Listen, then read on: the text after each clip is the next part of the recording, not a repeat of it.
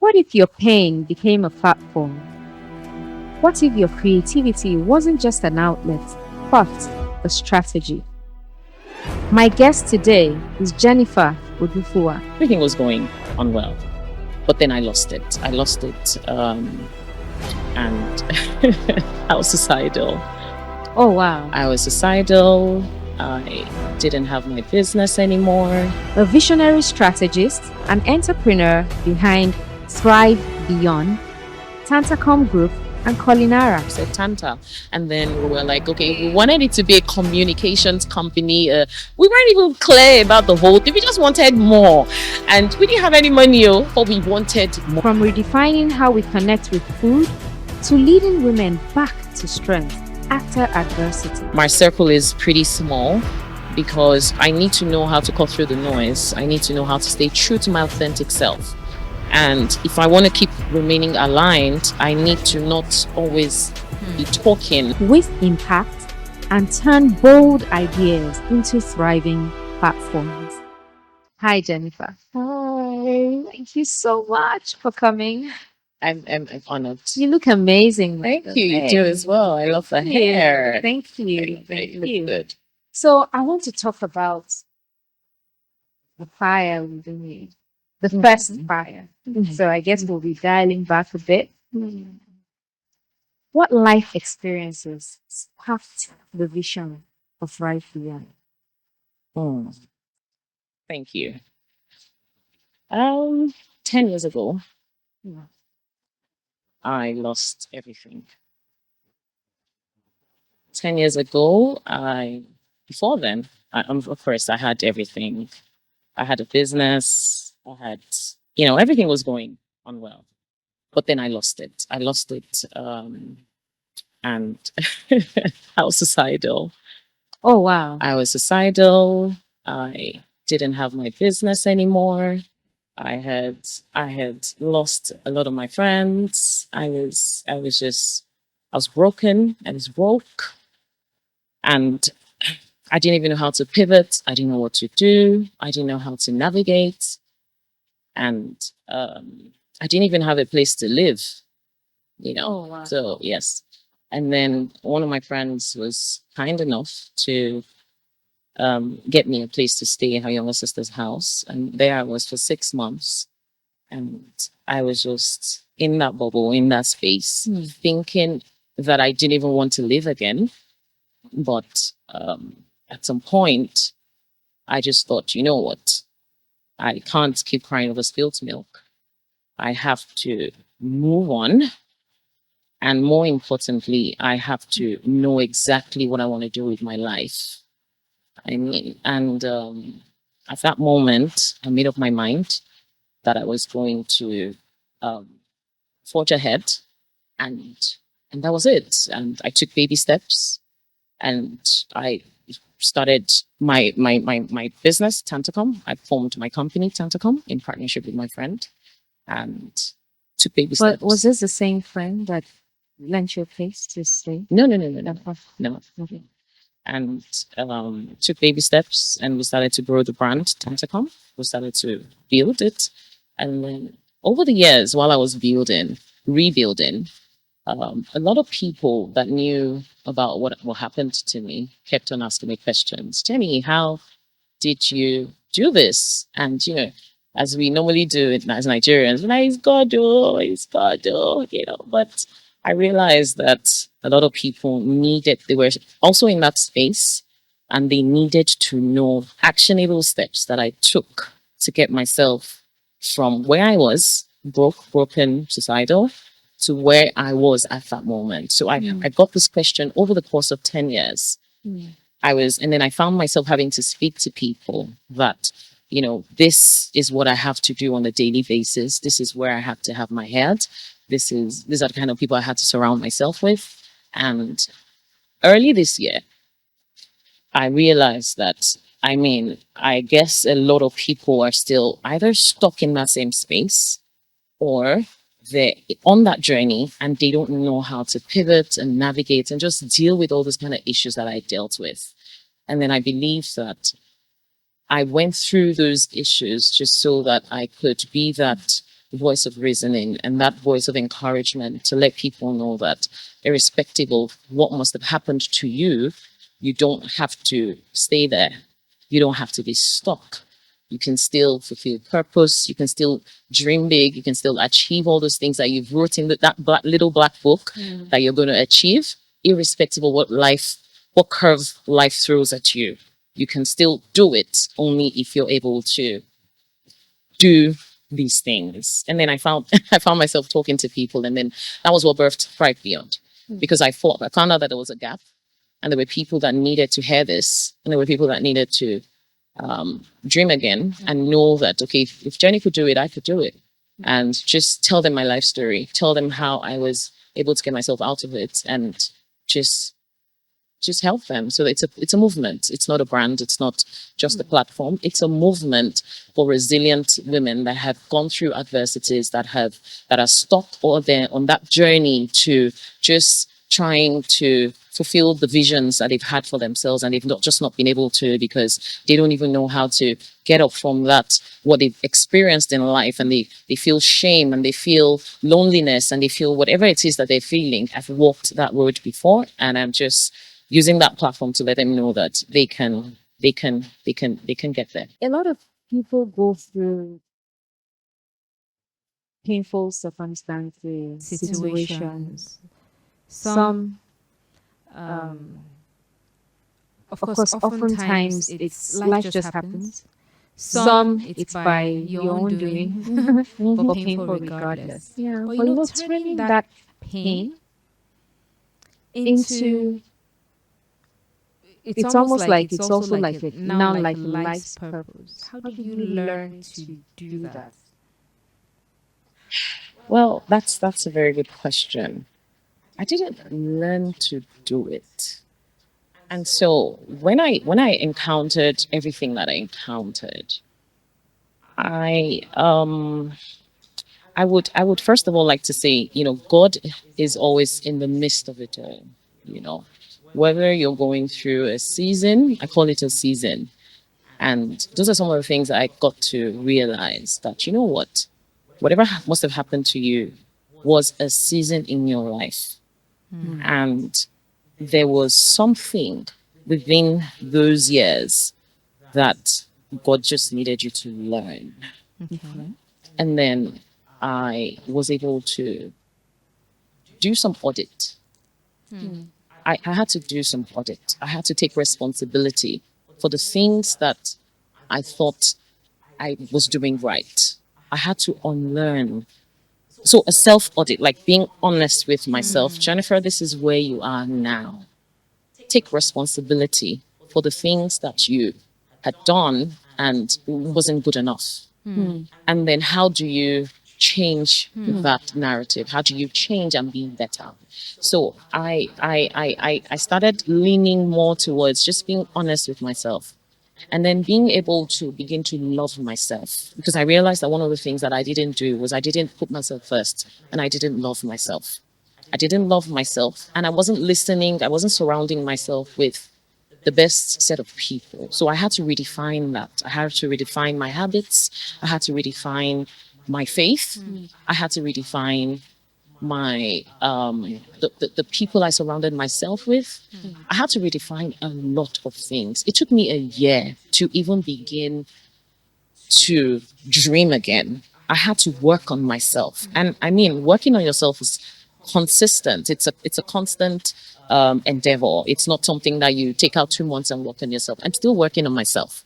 I'm still every night I go to bed, I still do a recap of, what I have done during the day. And I just always want to be the best version of myself.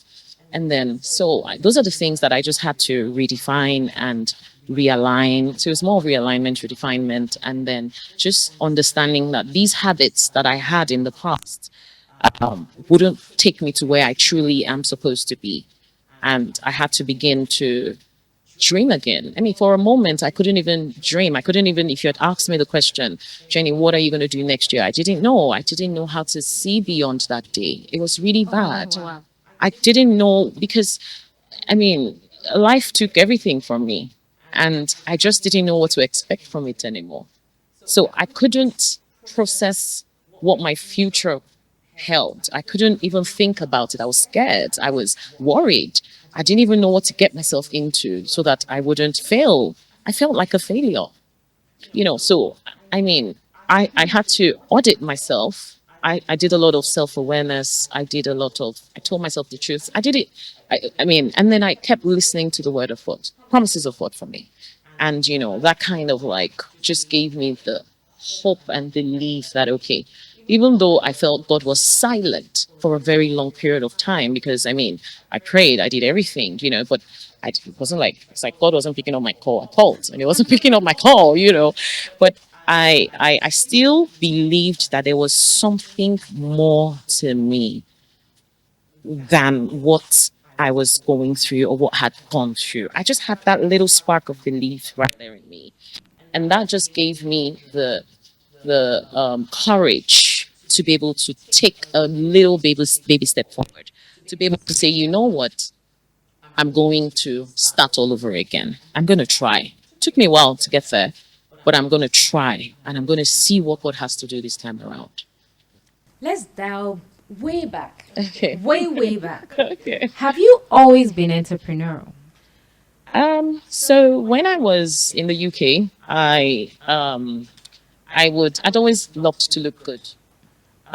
Even when I didn't have anything, I would still, even if it was something fairly used, I'll buy it, dust it off, iron it, and just wear it. Yeah. And then so back in the days, my friends, I would wear something, and my friends would want to know, where did you get it? I'll be like, Woolworths, or it was from Next, or it was from this, it was from that. So I'd help them buy, and I'd help them just show them where to get it done, and it's kind of like a personal shopper for my friends. So were you earning from this, or it was just something you did? It was just something I did. I didn't earn from it, but of course I covered all my costs from everything that I was doing. I made sure I Of wasn't. course, now, if you're shopping for me now, I made sure that I wasn't. but you weren't earning. It wasn't. I wasn't. A business. It wasn't a business. So how about maybe maybe while you were in secondary school or as a child, were you? Would they have seen you as girl, a she likes money. Were you always So that was. I entrepreneurial? wasn't always when I was in secondary school. So the UK was a secondary school, the end of secondary school. But when I now got into uni, Right. I would go to, so one day I was walking past the shop and I saw this fairly used shoes, and it was for I think 200 or 300 naira, and it looked so good. And then I would buy them in hundreds, and myself and my friend then will buy them in hundreds and then take them to school and then actually sell them. We sold them for like about Right. 1,500, and this was in like my year one, this year 2000, 2001. I will sell them, and then so yes, we did repeat that cycle, but not for so long because of course, I didn't do it for very long, but I know that we did it for like a couple of years, like I think 2 years. And then that was the only entrepreneurial thing that I know that I did when I was in uni.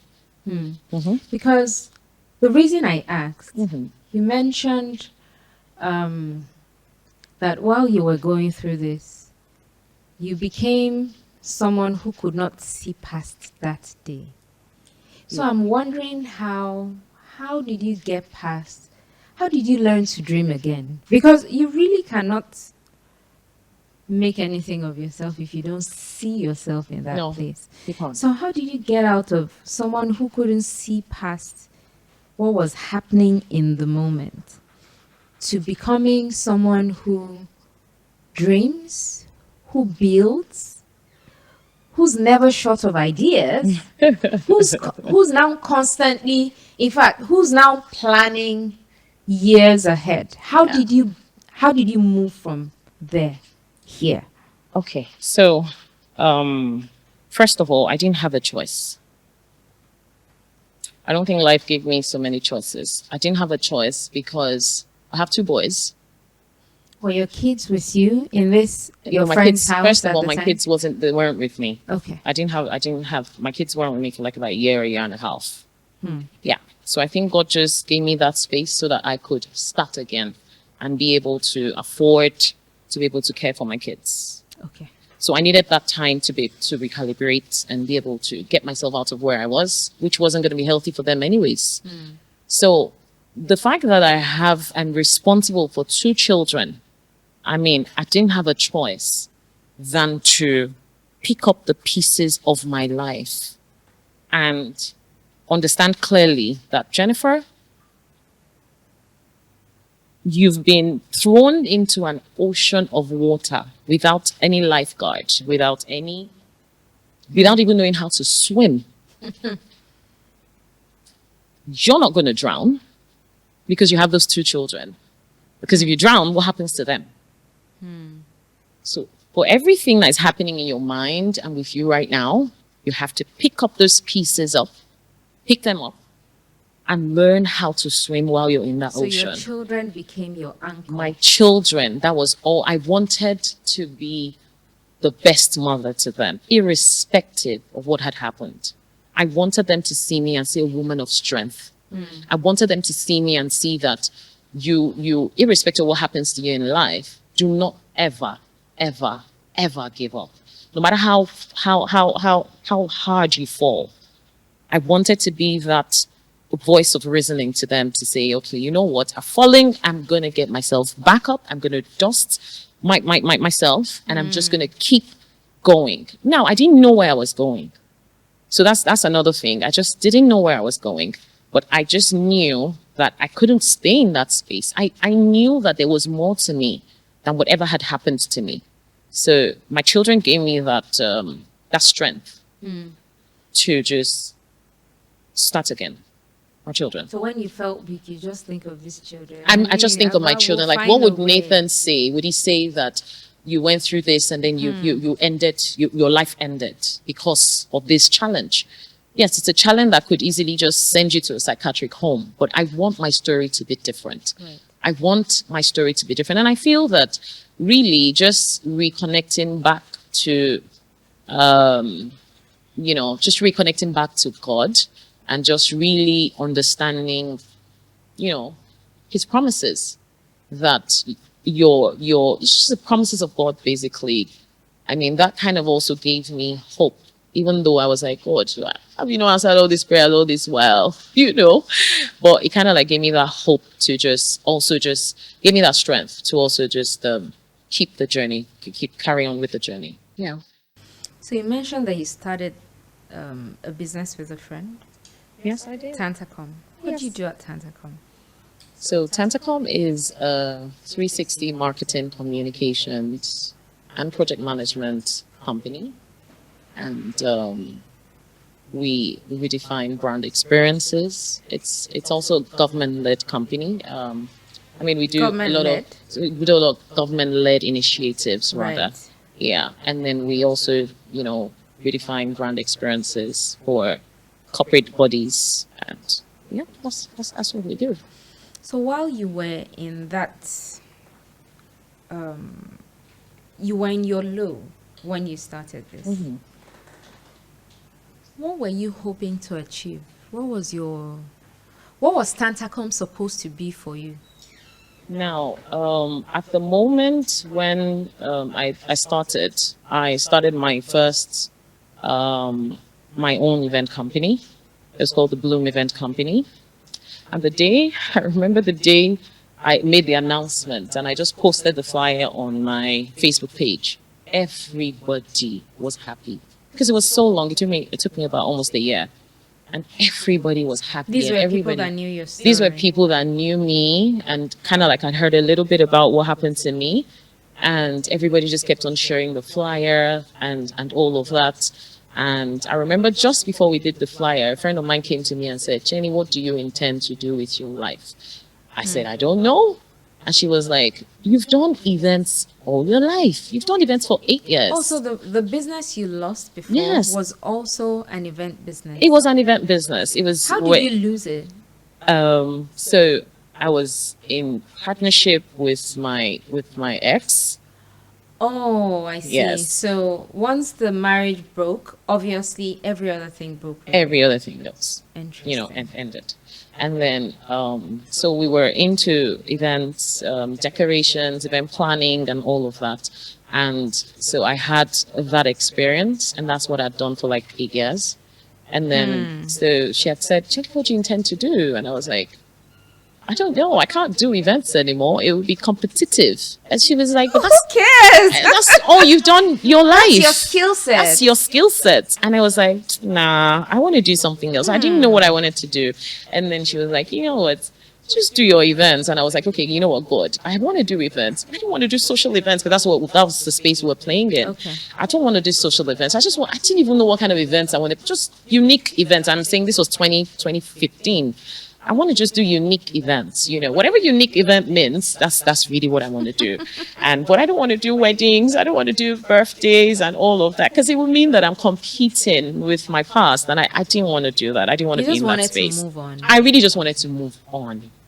And then, so I decided to start my own event company, and it was the Bloom Events. And I posted it, and everybody was super happy. And the first inquiry that I got was one of my friends who worked in an agency and said, Johnny, Etisalat is doing something, and I want you to do it. And I was like, I don't even have anything. I don't have an office. I don't have anything. And she was like, you have you. You're you. And that was when I realized that, what? I'd lost everything, but I had so much in me. And it reminds me of the story, an analogy in the Bible, the widow with the jar of oil. And pretty much needed to pay her debts. And she just was dismissive at first when the prophet came and said, what do you have with you? And she was like, she doesn't have anything. And then eventually she realized that she had the jar of oil.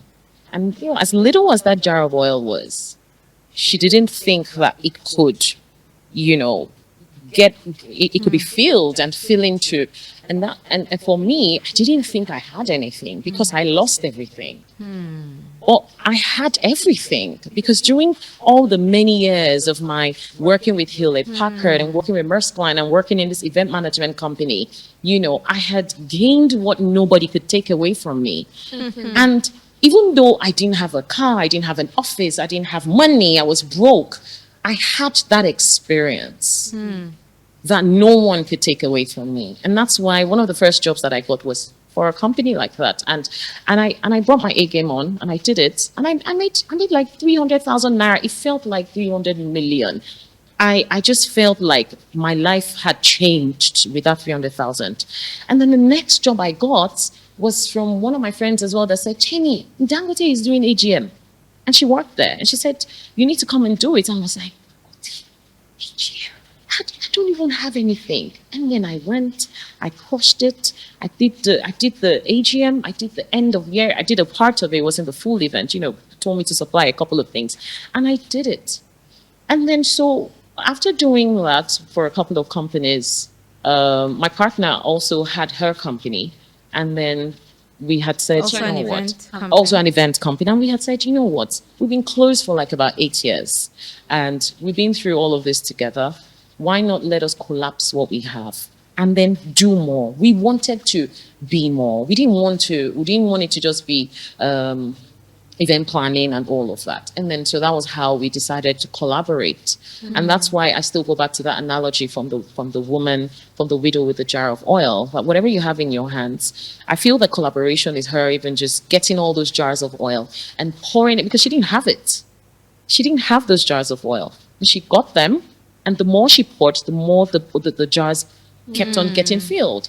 So my collaboration with Funke helped me to be able to do more things that I couldn't do by myself. But because I had that support system and because of all that I was dealing with emotionally, mentally, I needed to have someone by my side, someone familiar by my side, and then someone that could just complement my strength and all of that. And she was just the perfect fit. And then we sat down on the bed one day, and then we just came up with the names, and we just decided my Yoruba name is Tanwa, hers is Taibat, and we just said Tanta. And then we were like, okay, we wanted it to be a communications company. We weren't even clear about the whole thing. We just wanted more, and we didn't have any money, but we wanted more. We wanted to do more. We wanted to be more. We wanted to solve more problems. So we wanted a company that could solve more issues. I mean, having the event company seemed as though I just felt limited. I didn't know, I felt limited. And I wanted to do a whole lot more. And then so we decided to start Tantacom. Yeah. You know, this is so powerful, especially the angle of a lot of people feel stuck. A lot of people truly do not see themselves, appreciate what they have. In fact, they don't even feel they have anything. They wake up every day, do what they're told to do at work or whatever it is. They show up for their responsibility, and they don't know that with everything you do, with every doings, is adding to your reservoir of building your skill set. And Absolutely. it's like value constantly deposited in you. Absolutely. So it took you understanding that, everything I actually have, you were fixated on the results. Exactly. You were fixated on, oh, we've done this event, we have an office at so place, we Yes. have this here. So even when a job came to you, you could not at the time embrace it because you felt you didn't have what it took to do it. Exactly. This Exactly. is powerful. I know, and I always tell, you know, the Gen Zs in my company, I always tell them that I know that you're of the thought process that, I mean, when you're being told to do some certain things, you might just feel, "Oh, it's beyond my pay grade, or it's not my responsibility." But you know, the truth about it is that yes, it's not your responsibility. Yes, it's beyond your pay grade. Or how are you even going to be able to grow? Like all these things, just like you've said, all these things are It builds you up. builds you. Soak them in. Use it as an opportunity. I mean, you're in the midst of people that are super driven, very goal oriented, you know, you should grab every opportunity that you have and then let that build you. I mean, maybe And you know why?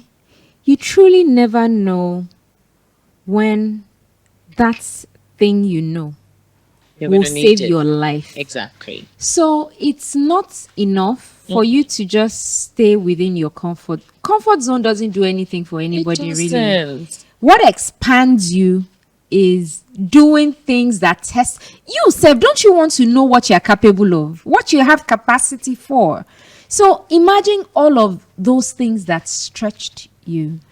Even when you couldn't see, God sent somebody to remind you that you have it in you. Yes. Then you took that up I took and it. you killed it. I took it.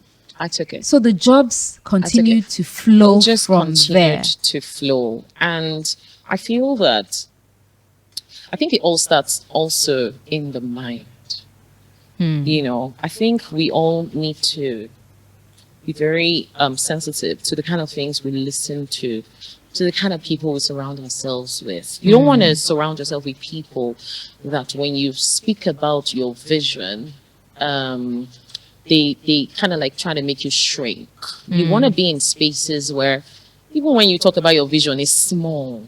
Like, It's like you need to be challenged. you need to be challenged. You can't, and I'm speaking to your comfort zone that you mentioned, because you have to be comfortable being uncomfortable.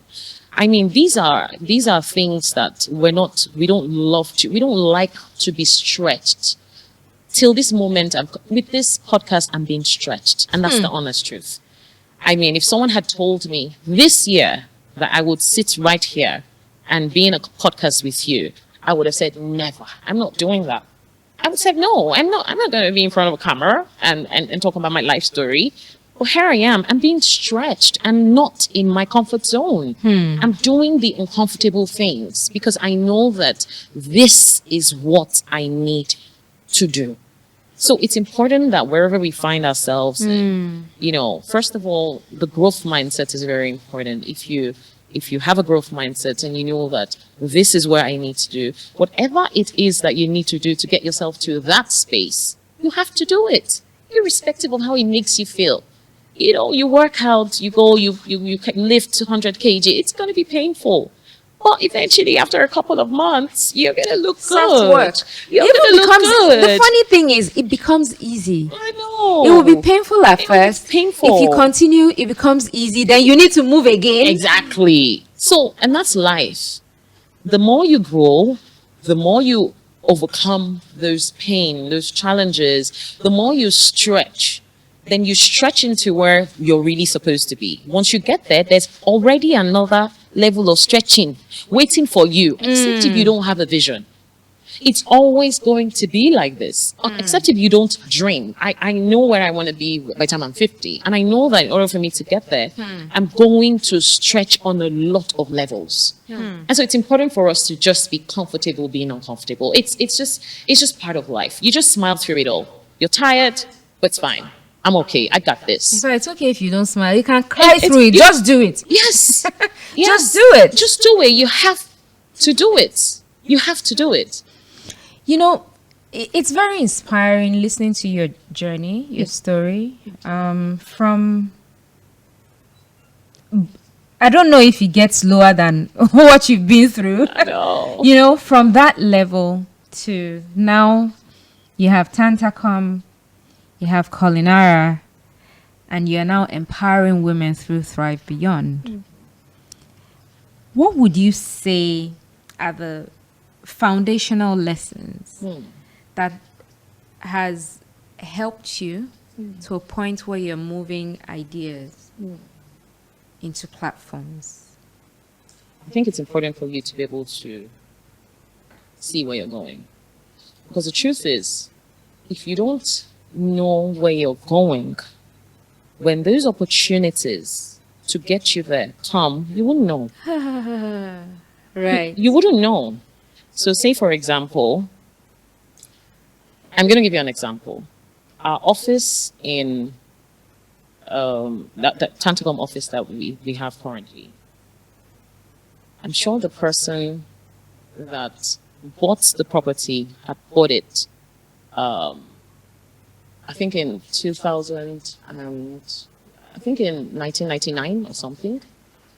Had walked by that place so many times. Oh, okay. Yeah, I just never knew that eventually we were going to have Be that. there. I was going to be in that space. I'd walked around. I'd come into that estate to visit people. The property was there, the building. So that's to tell you that there's so many things that you're walking by on a daily basis that actually belong to you. He's waiting for you. But you don't know. For when you are ready. But if I didn't have the dream, if I had stayed where I was 10 years ago, I say, I can't move forward.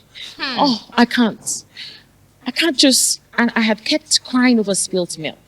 And I didn't make that decision to want to start all over again, irrespective of not knowing what to do, how to do it, or having what it took to do it. If I had stayed in that space, I would have still, till today, I would have still kept on walking by that building, not knowing that that building was mine.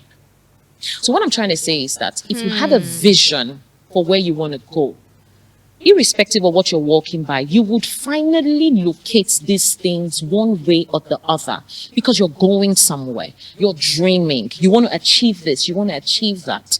You know, and to add to that, before we settled on that particular building, for 6 months, we had looked for a place that we wanted to be in. And all the doors were shut because we were making decisions based on where we were, the money we had, what we could afford. So that's why I'm saying you have to always have a vision of where you're going. Because eventually, what will happen is, if times are based on certain decisions, something would shift, something would happen. I think it's God-centered. It would happen and make you make a decision based on where you are going, not really. So I found myself that I've always, irrespective of where I find myself, I've always made a decision based on where I'm going, because I know where I'm going. I see it. You wake up in the morning, you have to visualize where you want to be in the next 5 years, 10 years. So I see myself there. And so because I see myself there, there's some certain things that I do on a daily basis. There's some certain opportunities that I'm able to see and be like, I'm going to go for this opportunity because it aligns with where I'm going in the future. And so so many of these properties were shut because apparently it wasn't good enough for where we were going, and we were disappointed. I mean, we would get a place, and then they had spoken to the agents. They had said, "Oh, we're going to pay," and then the next moment they're like, "It's not available again," or the people within the premises said they don't want a corporate entity, and I'm like, what happened? I thought you spoke to them. But this place was a 2-bedroom. So God knew that we were not a 2-bedroom company. I'm telling you. But we were only thinking about what we had in our hands to pay for the space. And eventually, we got this particular space. So what I'm just trying to say in essence is, have dreams. Have your vision. Write it down. Let it be bold. Let it be clear. See yourself in that space. Every day you wake up in the morning, pick the vision board and see yourself sitting in that space. Things would work. Because you're seeing yourself in that space, opportunities will come. You will take those opportunities. Some might not work. It's okay. It's all right. It's okay. You move on to the next one. And then by the time you carry on like that, you will find out that your life will begin to align with the vision of where you see yourself. And slowly and gradually, you'll get there. Honestly. Honestly. This is so powerful. What I hear you say clearly. Yeah. We need to stop limiting ourselves. Absolutely. With now. With now. Forget about where you are now. We need to stop making decisions based on now. Don't. We need to make decisions. We need to base our decisions, our actions, based on where you are going. If I hear you correctly, this is very. I'm telling you, this is profound. Difficult. I haven't said it's easy, but the moment you have that mind shift, I promise you. It's a space. It's you prompting your spirit into a limitless space, because what you are challenging us to do, yes, you are essentially saying that make your decisions based on, make it based on what you clearly do not have, where yes, you want to go. Yes. Because things will align for you. They will align, but they're not going to align for you if you keep playing small in your mind. It's hard. It's confusing. It's confusing. It's not just hard. It's confusing. In fact, it's counterintuitive. I know. Because we're taught to Yes. budget. We budget based on what we have. I know. We plan our lives based on what they say live within your means. I know. Right? I know. We play within what we have. They say cut your coat according to your, not your size, to the material you have. That you have. But what you are saying essentially is, where you are going is that you want to wear agbada, Yes. but you only have 2 yards. But you need to make decision. Yeah. You need to find the tailor that can make you agbada, not the one that can make you shirt. I'm telling you, honestly. And as you are going there, somehow, that agbada is going to come out. It will come out. It will come out. This is amazing. That has been my philosophy about life. And that has been what has helped me to grow my company, to grow myself mentally. And that's why there's some conversations that I cannot be a part of. There's some spaces that I cannot be a part of. Okay. And there's some spaces where I cannot be in. And there's some spaces, because when you see clearly where you're going, and you also have to be very stubborn about it. Because people will try to keep you where you are. I mean, our culture, everything, and that's why you also need to be careful. They need to know where to find you now, so stay there. Stay there. That's why you also need to be careful about the kind of conversations you have with people as well. Right. Because, and imagine, see Joseph from the Bible. He still got to where he wanted to get to, but he had that dream ages ago. And I just want to use that as also an analogy, because even though he had that dream, even he spoke to his siblings about it, they tried to kill that dream. But one way or the other, through the pits, through the dungeon, through everything, he got there. He got there.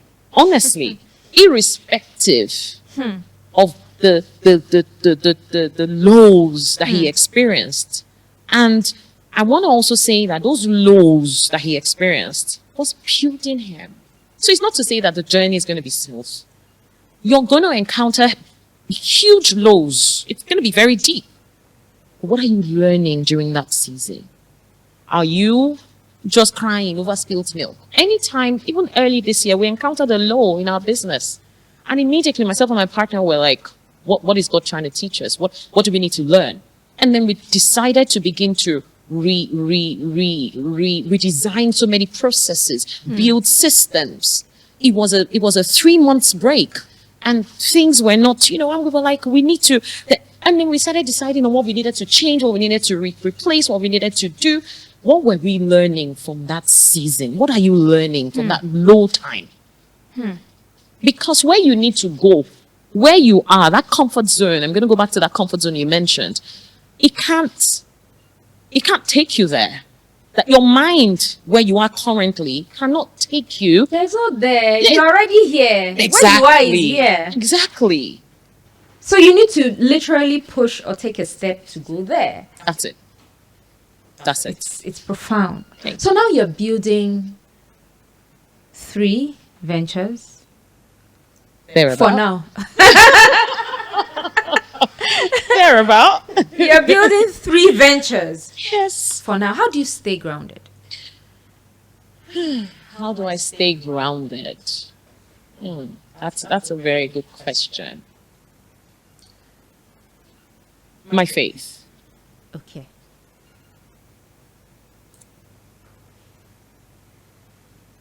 Personal development.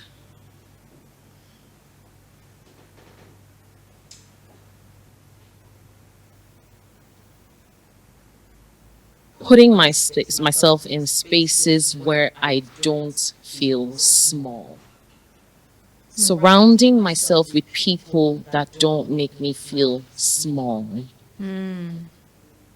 You have all these big all these big sisters. Aburo mini, aburo mi o kini. You know those people that just know how to just make you feel. They just diminish all your efforts and just make it feel so.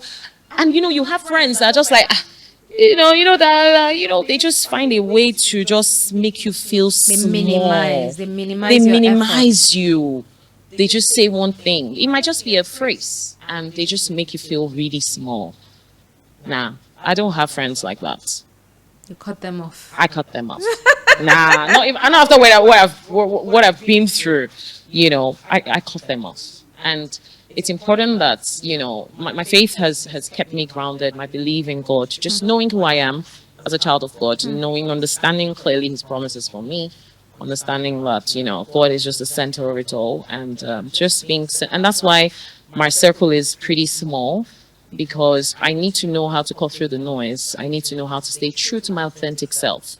And if I want to keep remaining aligned, I need to not always be talking. I need to not always look at what is happening as a woman. You want to share this, you want to share that, and because people are always going to have their opinion, and they're always going to want to share it with you. Right. And some people would even share their opinion, and if you don't take that advice, they're upset with you. So you need to learn how to choose your own people, how to surround yourself with a couple of people that understand where you're going, and they're willing to protect you to get to where you're going. They're willing to be that pillar of support, and more importantly, just surround yourself with the things that just keep you whole as an individual. Just understand those things and just stick with it. You don't owe anybody any explanation of how you intend to live your life. Just be true to your authentic self. This is me, and I'm fine. I'm not so bothered about how you how you want to define me.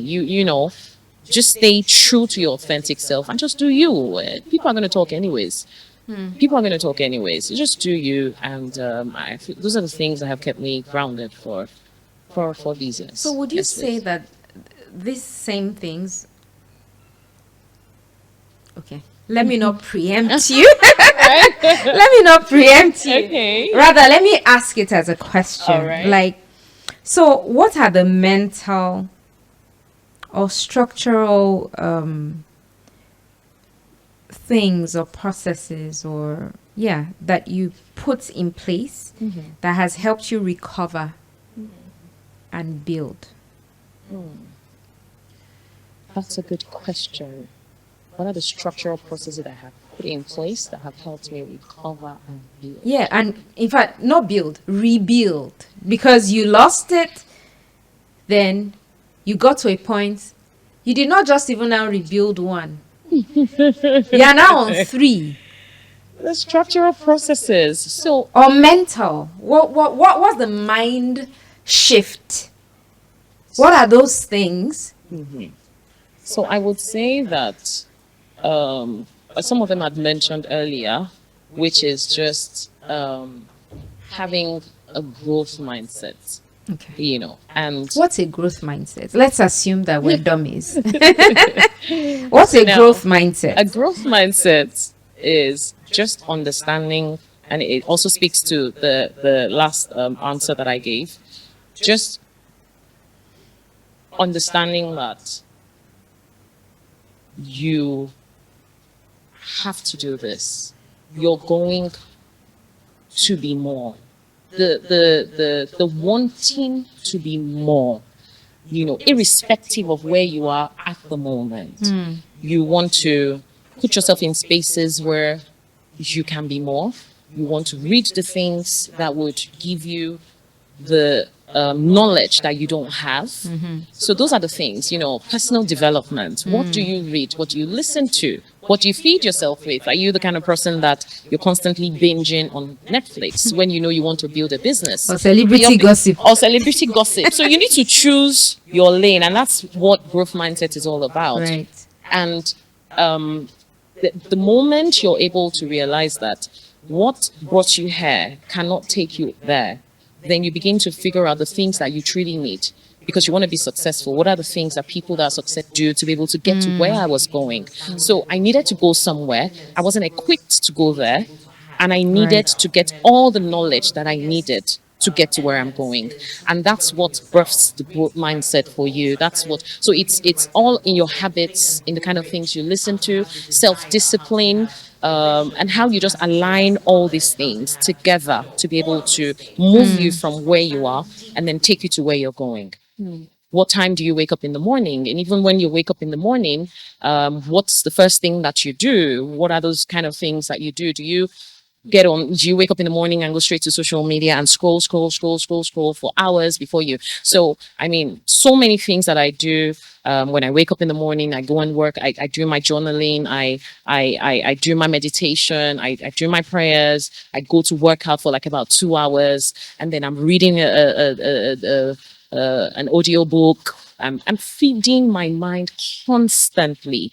So I'm expanding my mind constantly because of where I'm going. And there's some specific knowledge that I need to be able to have to be able to do that. And I think that's what births a growth mindset, because by the time you're able to see what people are doing, by the time you're able to align yourself with things that you're supposed to have and do, and then your mind begins to grow and you begin to not think small. You begin to not look at where you are at the moment. You begin to stay focused at where you're going.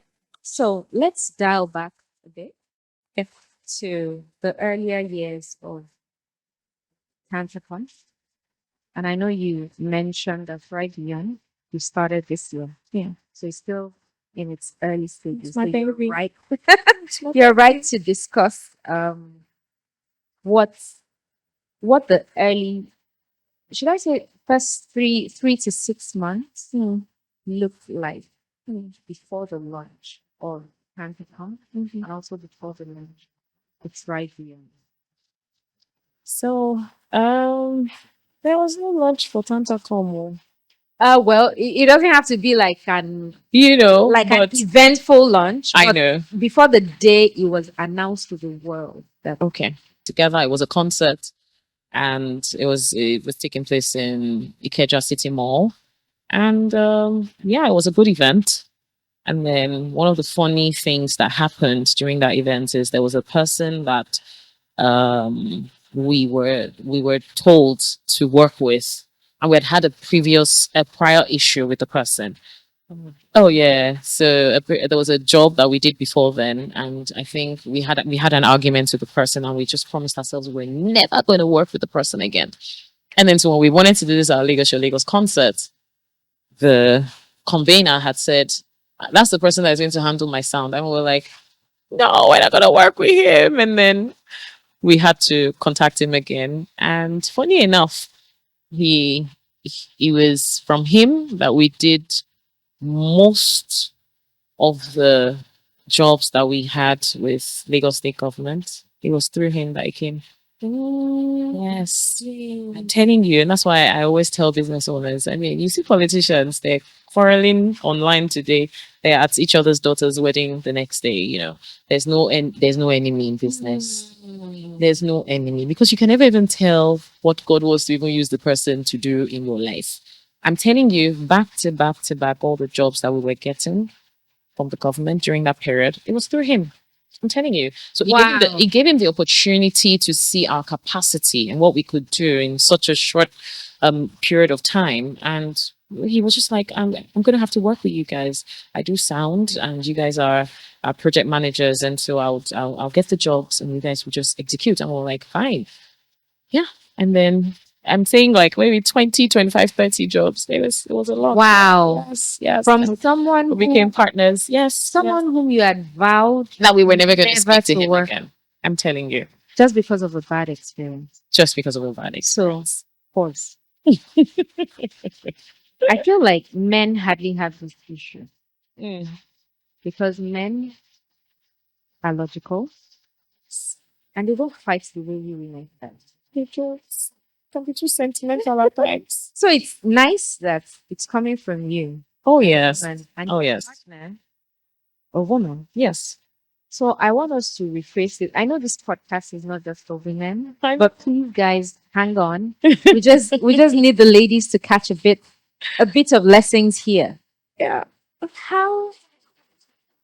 How can you tell women, or how can you teach women to suppress their emotions and put their goal ahead of it? Personally, Mm-hmm. I wear my emotions on my face. Mm. If I don't like you, you're going to know I don't like you. If I Straight can't up. stand you, Mm. you'll see. Mm. You'll see it on my face. Mm. I'm trying. Now, there are certain people that I struggle to work with. Mm. And my natural space would be like, I'll just leave you your space. I know. I know. But it's not good for business. No, it's not. So how can you encourage women Mm. to drive past that? Because Mm. just look at you. Maybe I'm telling you. the testimony you're praying for I'm telling you. is right at the corner It's- of that it's- person you don't like. It's right there. How do we do Honestly. it? So I think as a business person, as an entrepreneur, also as a leader, you have to be objective. You have to. I've had to learn, because I'm also always like that. I used to always be like that, but I've had to learn how to be objective. I've had to learn how to not be sentimental. I cannot afford to be sentimental. The times where sentiments try to creep in, I just check up instead. Honestly, I try to make logical decisions, especially when you have a staff strength of 20, 30 people. There's always going to be office politics. There's always going to be one person trying to outshine the other. There's always going to be people are going to come and talk to make the right decision for the business. You are there, you're trying to steer the ship. And remember that these 20, 30 people that work with you or work for you are not just there as you also as a leader. I always want people. I feel that the people that work with us are with us to fulfill purpose. Now, my way, yes, that's my style of leadership, and I feel responsible for them. And so my decisions matter. I cannot afford to be a sentimental mother. I cannot afford to be a sentimental leader. So I have to always try to make the right decision objectively as much as possible. So while as a woman, you're womanly, you have to put that aside, and you have to put on the logical cap. You have to always be logical about your decisions, because there's so much at stake. If you don't make those decisions, you could lose business. And that's why at times it's been said that women are not allowed in some certain rooms. How much can you control yourself? How much can you so it's important for us to be, you just have to learn it. It's something that we have to suppress, and we have to learn it. And it's always worked for me. Every time there's a case that I need to look into, I'm objective.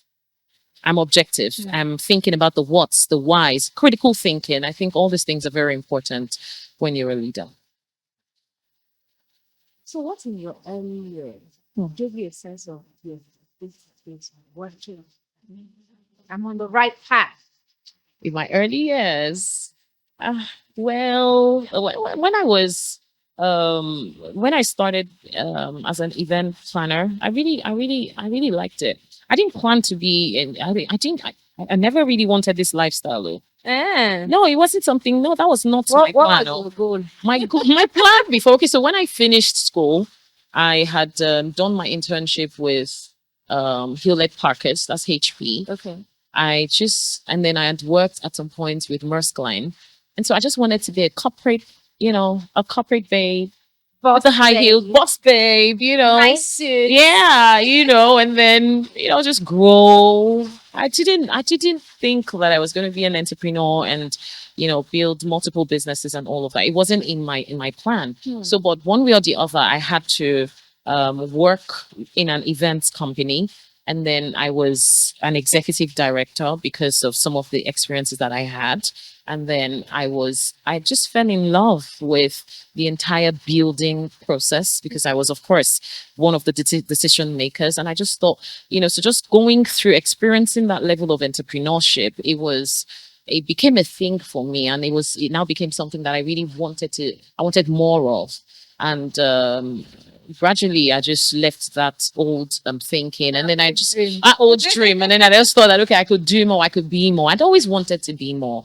I think that's another thing. I always wanted to. I'm a very resourceful person. I've always wanted to solve for problems. I've always wanted to.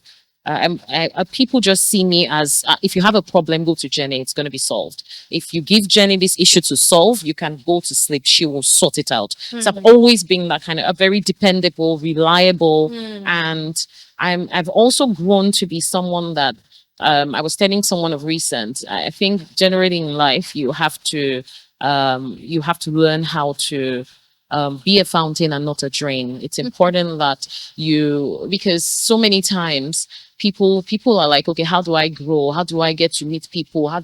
What do you do when you're around these people? Do you become another needy person?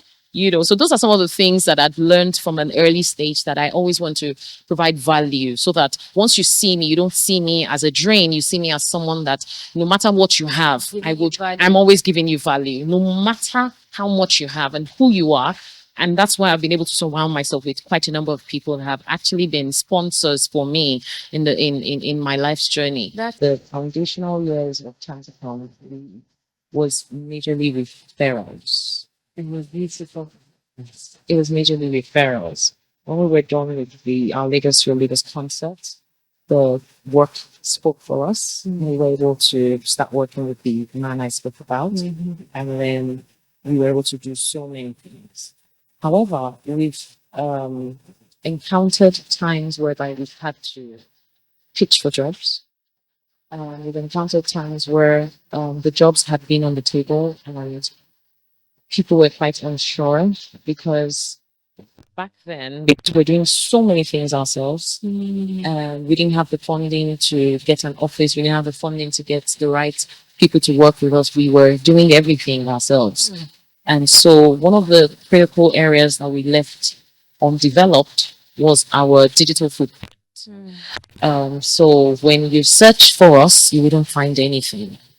We were so busy with trying to deliver that we didn't, and we would brand people. We would work. Oh yeah, We would brand people, we would, package them, we would do all of But it. you couldn't do it for But yourself. we weren't doing it for ourselves.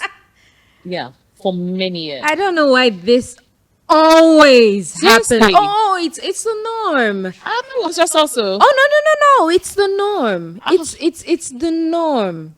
It's the people who do things for people struggle to do the same for themselves. Why? I don't know why that phenomenon. So we had for many years, we had beautiful pictures. At times we even don't even take pictures of the events. Yes, it was that bad because we were always running up and down to get the event done and sorted out. At times wow. we'd be, we'll be at the venue all through the night, and by the time we were just trying to get the job done. And so yes, we were blessed because our clients trusted us. We delivered excellence all the time, but nobody beyond our clients knew that we had that capacity. Oh right. Nobody beyond our clients knew. So it was up until, and then because we were now busy doing all those jobs back to back to back. So it was just within those spaces, and people really didn't know.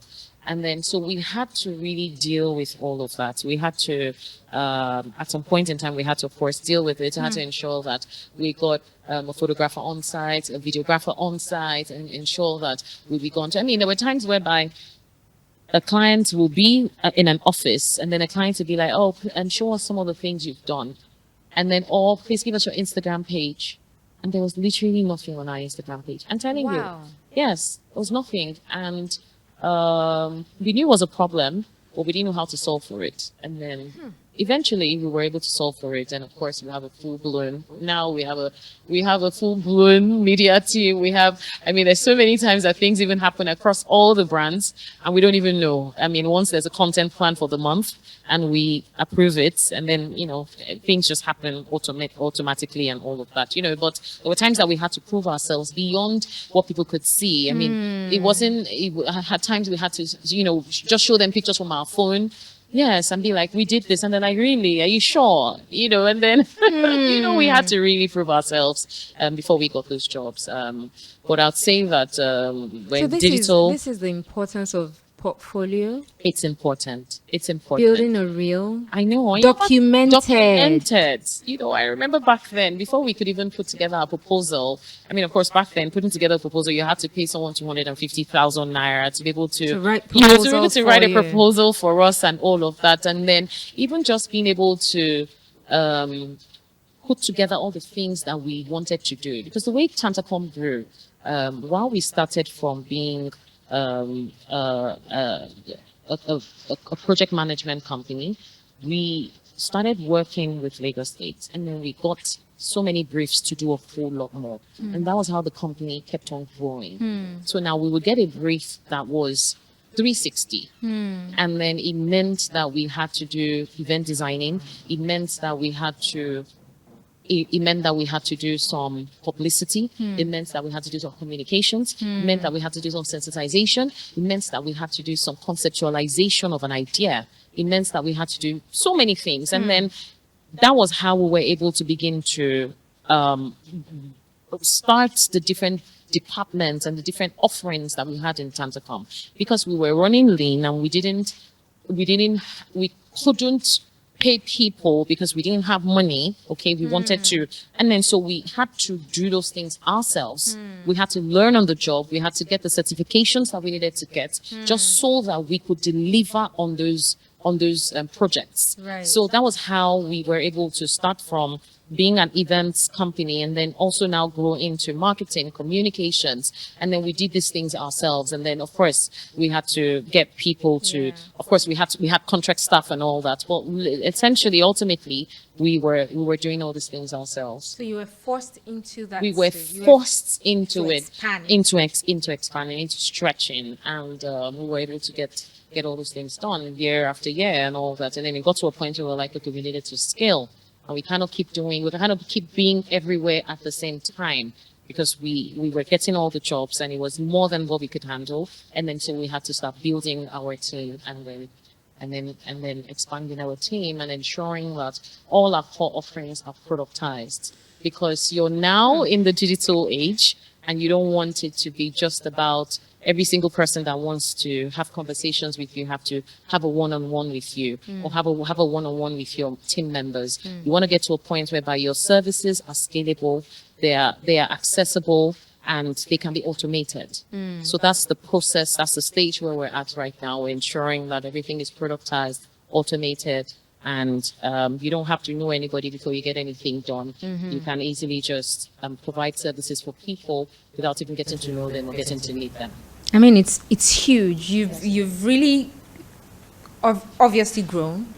You know, capacity is huge now, and you're still able to do multiple things in multiple industries. So this is communication, culinary group, food, and Thrive Beyond being a passion project, something completely different. Absolutely Women different. For good. How do you manage this diversity? I don't know. I love the honesty. I don't know. I love the honesty. Unfortunately for me, I just can't stop. I just can't stop. So I think a couple of months ago, I think I had a conversation. A couple of weeks ago, I had a conversation with you, and I had said that, when you find some people and you see that, they've been a lawyer all their lives. And the law, that's the law, and it's beautiful. I mean, my mom spent 35 years working for the government. I mean, she grew, and that was what she was known for. And when you find yourself, I don't know, you just find that you're not able to fit in a box. You find yourself that you're always finding problems to solve for. You find gaps, and you all just constantly want to fill those gaps. So you're restless. Restless soul. You're just restless. And even at the moment when you're telling yourself, I'm done. I am done. I'm not doing anymore. You find yourself just, this is a big problem. There's a gap. We can do this. We can do that. We can do this. You find yourself just wanting to do and be more. And I don't think it ever will stop. Of course, there's a thin line between all of this and just ensuring that you're not taking on too much so you don't get burnt out.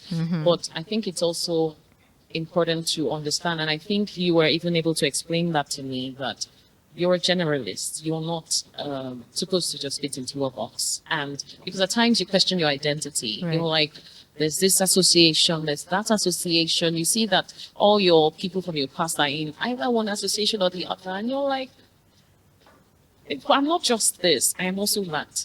But I'm not just this and that, I'm also this. I'm all of it. I'm on all of it. And I need to begin to just own it and understand that, maybe I just wasn't born to fit into that box. And I'm just a generalist. And that's what's beautiful that's about my you. identity. And I just need to accept myself for who I am. And just own it and just stay true to my authentic self. And I think the most important thing is, if you're able to build yourself to have the capacity to solve these problems, can you provide a solution to these problems? Do you find a gap big enough that you can fill? If the answer is yes, then you can go for it and just do you. I quite agree with you, 100%. And you did mention burnout, avoiding burnout. But I don't think burnout sometimes is inevitable. The question is, how do you manage it? How do you manage it? So, I mean, so many times I feel burnout. I do. I feel it. What do you do? How do you manage it? No. And you still won't stop. I don't stop. So how do you manage it? I don't stop. So, and that's why I love the fact that I'm not alone in this. Okay, great. I love the fact that I have a partner who is my friend, who is my sister. We've just grown and we just have that bond. And because of that collaboration and that trust and that pillar that I find in her, we're able to share some of these burdens. I have someone that I can talk to and that I can be myself with. Conversations that I really cannot have with people. So when I'm burnt out, I just pick up the phone and she just gives me about an hour and I just talk for an hour. And I'm just breaking. And I'm just like tired. Why am I even doing this? Why am I this and that and that and that? I'm not even doing it again. I'm not doing it again, and then I just go on and on and on and on and on and on. And then in that same vein, I'm like, well, I mean, I thank God that we're where we are. We thank God that, even though we don't, and then another thing that helps me after having that, conversation, and we're able to just encourage ourselves, especially in Christ, and just realign and all of that. Another thing that really helps me out is wellness. I am very big on, working out actually helps me. Okay. Yeah, it helps me. It just helps me feel. At times it's still there, really, even though I'm done working. In fact, at times working out even adds to the pain. At times I'm like, let me just be honest. At times, it works for me, but there are times that it doesn't always work for me. There are times where I'm like, you know what, I'm so at my wit's end that I cannot even allow for me to start limping. I don't want to add limping from a deadlift to how I feel. I just want to just go for a walk. I just want to go for a walk, and then when I'm on that walk, I'm able to listen to some certain things. I'm able to maybe listen to some worship songs. I'm able to and then I just feel better. And then myself and my partner, we pray, feel better. And then you're able to just get that strength to be able to carry on and all. So I do feel burnt out a lot. I feel it a lot. And those are some of the things that helped me. Talking through it does it for you. It does it for me. It helps Working out does it for you. It helps. So it's really about listening to your body. Yes, you have to listen. In short, take a break. Take a break. If it's 1 hour to rant, do it. You need to take a break. You need to take a break. It's important. You just need to, I mean, a couple of days ago, I felt burnt out, and I just said, we had meetings. I said, you don't have any meeting until tomorrow. I just want to go home, stay under my tree. I want to do that thing that I don't like. I think I'm not supposed to do, because, I just want to just open plantain chips, take a bottle of Coke. Yes, I want to drink that Coke. And I want to eat a bottle. I want to finish a whole pack of plantain chips, and I want to watch a movie on Netflix. I know that at times we might say we want to do this big thing, and you're not even able to achieve it yet. It doesn't mean you're not thriving.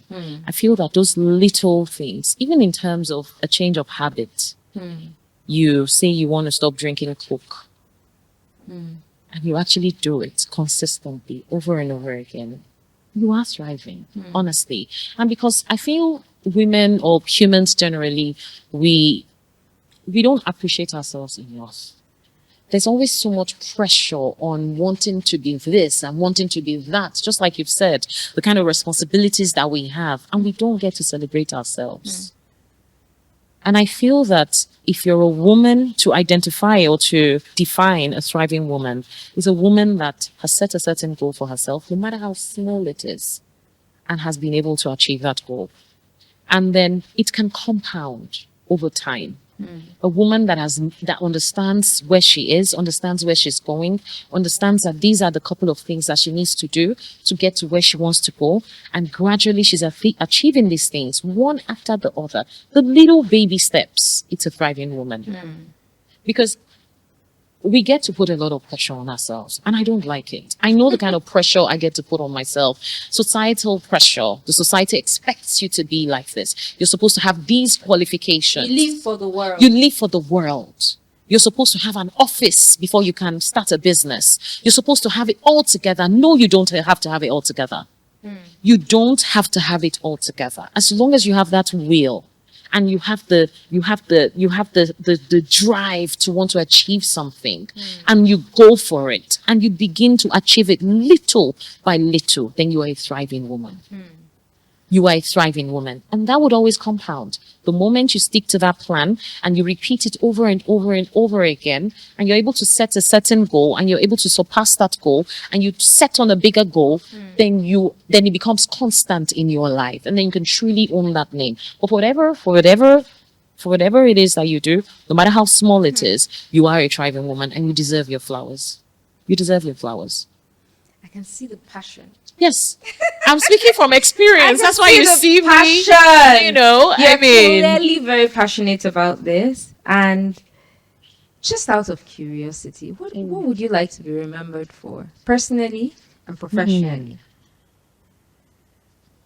Right. So personally, I want, when the name Jennifer Odufuwa is mentioned, I want that name to be a name that has impacted lives. I feel true success is when you're able to impact lives.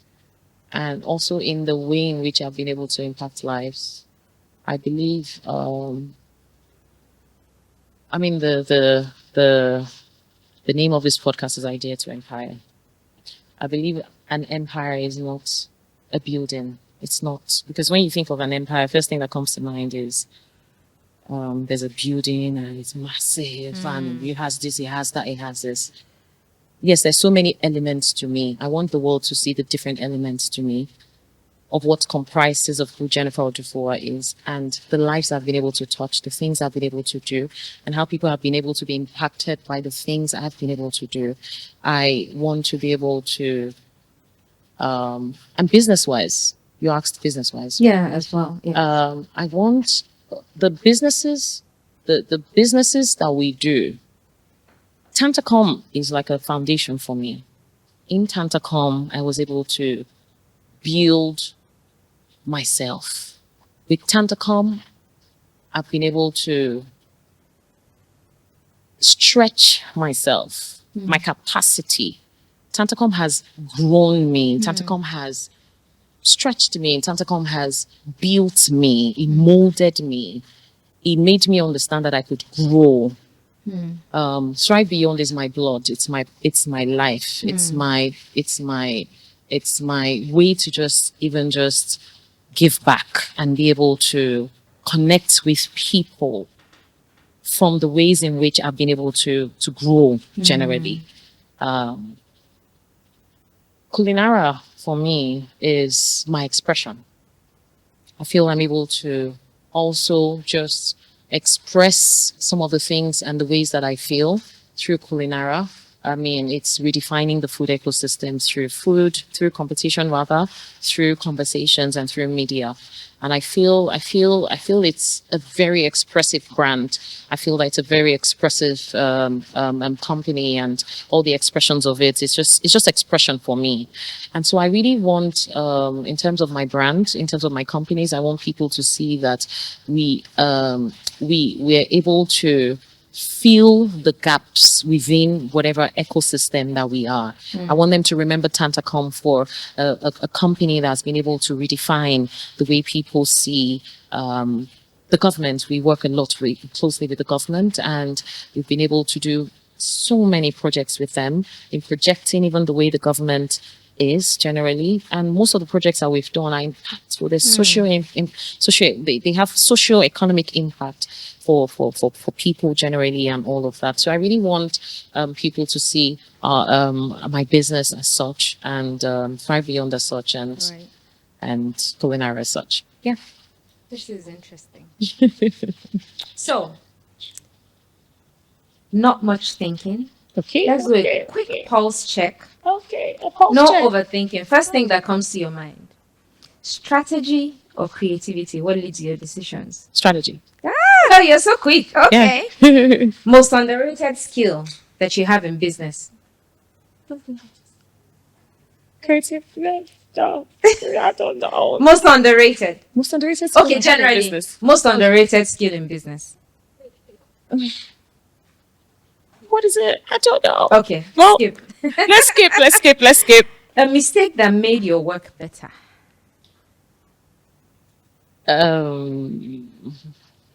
Overthinking. Oh, Yes. interesting. Overthinking.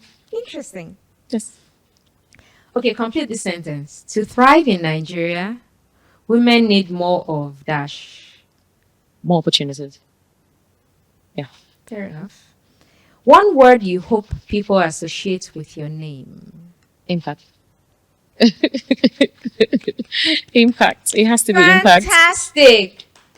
Wow. Okay. Are you not going to score me? 5/5. 5/5. Okay, so we have a tradition on this show. Yes. Where see, I'm looking for my book. Okay. So the last guest has a question for you. For me. Yes. Okay. And also has a word that they would like you to express from your understanding. Okay. So I'll read out the word first. Okay. Then you express that.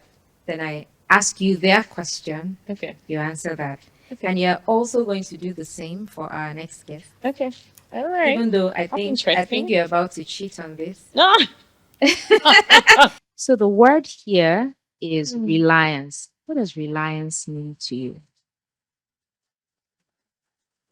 Reliance. Well, reliance means when you depend on someone. So I would have a two way to answer that question. Two answers to that question. Two different answers to the question.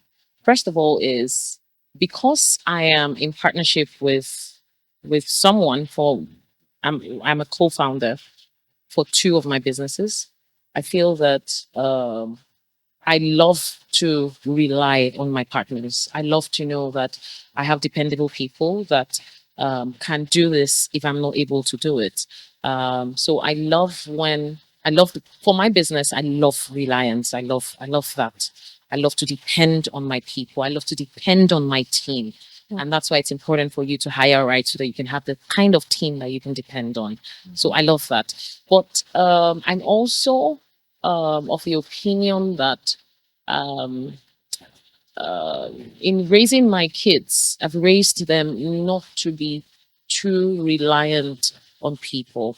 I've raised my kids to always try to be independent and not dependent on people. So generally, as an individual, I don't like to be dependent on people. I love to be independent. I love to make my decisions independently. When it comes to my personal life, what I want to do is what I want to do.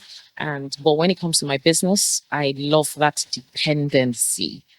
I hope. Interesting. Yes, it's interesting. So It's like a dance. it's like a dance. Right. It really depends on The situation. the situation and what perspective we're looking at it from. So that's what it really means to me. Fair enough. Yeah. So the question here is, what would you do when you're down to your last dollar with a failed business? Oh my God, this question is so apt for you. What would you do when you are down to your last dollar with a failed business? I would go back to my database of all the people that I know. I'll go back to my phone book. I'll pick up my phone and I begin to call from A to Z. I begin to call everybody again. Hi, my name is Jennifer Odufuwa. I am XYZ. What problem can I solve for you? Hi, this is Jenny here. I'm available. What problem can I solve for you? I have this value. I know that this is going to be valuable to you. Let me come and see you. Let me come and have a meeting with you and let's discuss it. Where are you? I'm coming there right now. So I'm going to build myself back up. I'm going to call everybody on my phone and I'm just going to build the pieces of my life back up one at a time. I can never be scared of going broke because I know that I've done it before by the special grace of God and I can do it again. Wow. Yes. Profound. Yeah. Profound. I mean, I'm not. Now it's your turn to do the same for our next guest. Okay. You're going to write a question for the next guest, and Okay. you're going to write a word that you'd like them to express. So this is something that clearly you're going to do silently. Yeah. And while you're doing that, you'll sign off from this show. You're going to give us a phrase or a proverb in your native language. Oh my goodness. That speaks to your philosophy on life or business. Okay. All right. I'll use this time to think about that. Thank you very much. So, in your language, in your language, you need to tell us a phrase or a proverb. Or you could just cast your mind back to something you remember recently. Okay. Someone, Something my mom always says. yeah, that speaks to, or that just means something to you. But maybe don't let me give you the pressure of speaks to Mm. philosophy on life or your business, but something profound that, but it needs to be said in your local language.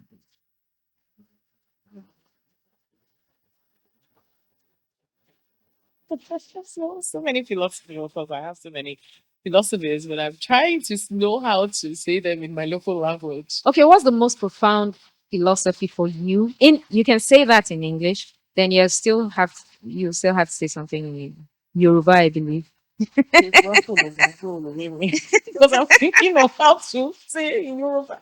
Okay. So, um, Is saying an adage, something, one of your favorite lines from one of your aunties. From you have to speak Yoruba on this show. You gotta say something in your local language. okay, something I want to say. There's so many of them, but I think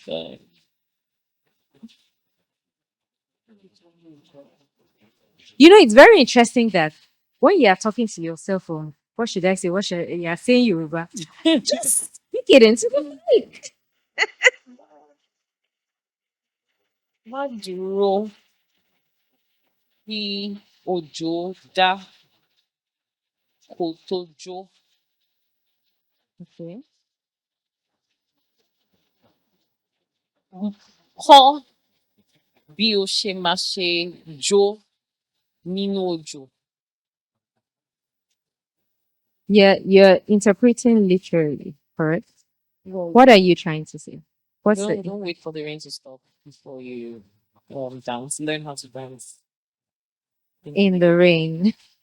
There's just never going to be a perfect time to do whatever you want to do.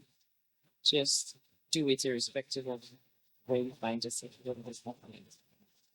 So it's not like I can help you to Really? interpret it in Don't help Yoruba. me. Don't Even help if I me. tried, I probably wouldn't be able to. But and quite frankly, it's also one of the reasons why I'm doing this. I just feel like we need to encourage a bit more of language adoption, you know. So yeah, you tried. Literally, what you said in Yes. English is what you tried to say in Yoruba. But I don't know that that is how Yoruba would have phrased it. They probably would have used a completely different adage. I know. But I think we can let you Just pass manage for me now. like that. We can let you pass for now, and it's been incredible having you here. I'm so Thank you honored. for your I had time. Thank you such a for great time. sharing. Thank you for sharing so openly. Yeah. I'm sure the audience will be very thrilled to learn so much from you. You gave us mini master classes, while talking, and I deeply appreciate your presence here. Thank you. So happy to be here. Thank you very much for having me. Thank you. And I love this show. I love this podcast. Oh, Yes, thank I you, do. I thank do. you. We just heard from the amazing Jennifer Odufuwa. It's amazing what pain can birth.